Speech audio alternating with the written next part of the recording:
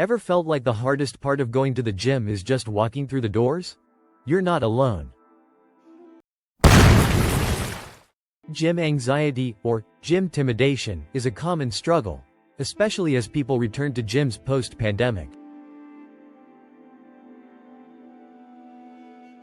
Navigating equipment, feeling judged, or using the locker room can provoke anxiety for many. According to the APA, anxiety disorders affect nearly 30% of adults, manifesting as muscle tension and avoidance.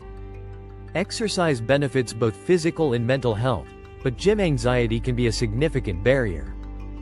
Identifying triggers and learning coping strategies can help you conquer gym anxiety.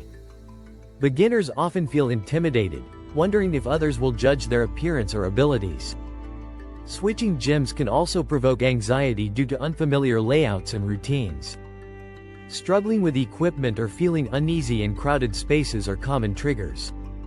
Women may feel intimidated using male-dominated weight rooms, despite knowing the benefits of resistance training. Research suggests women-only areas or classes can help overcome this barrier. Overcoming gym anxiety starts with doing your research and getting acquainted with the facility.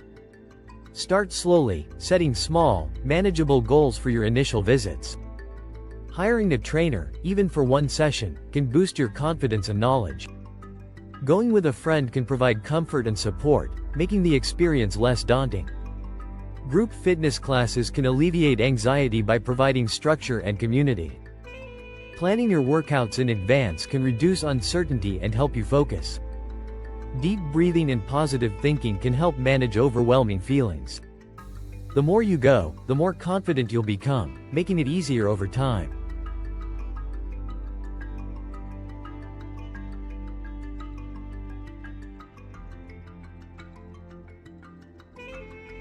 If gym anxiety persists, consider working out at home or outside, or finding a smaller, more inclusive gym.